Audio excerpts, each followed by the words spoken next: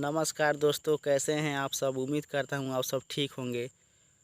तो दोस्तों, खेसारी लाल यादव का यह गाना चोली के साइज डायरी में आप लोगों के बीच आ चुका है, जो कि धमाल मचा के रख दिया है। और आप लोग अभी तक इस गाने को नहीं देखे हैं तो हमारे इस वीडियो के डिस्क्रिप्शन में लिंक है, उसको टच करिए और जाइए चोली के साइज डायरी में गाने को देखिए और ज़्यादा से ज़्यादा प्यार दीजिए।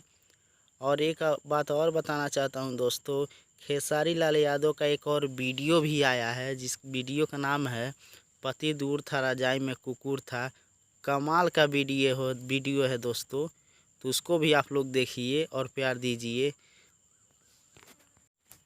तो दोस्तों, ये दोनों गाना एक से एक है और दोनों गाना सुन के मज़ा आ जा रहा है। तो दोस्तों, आप लोग भी सुनिए और जाइए वीडियो के डिस्क्रिप्शन में लिंक को टच करिए और गाने का आनंद लीजिए। तो चलिए दोस्तों, आज के वीडियो में बस इतना ही। आशा है आप लोगों को वीडियो पसंद आया होगा। तो वीडियो पसंद आया होगा तो लाइक करिए और चैनल को सब्सक्राइब करिए और शेयर करिए। चलिए फिर मिलेंगे अगला वीडियो में। नमस्कार, बाय।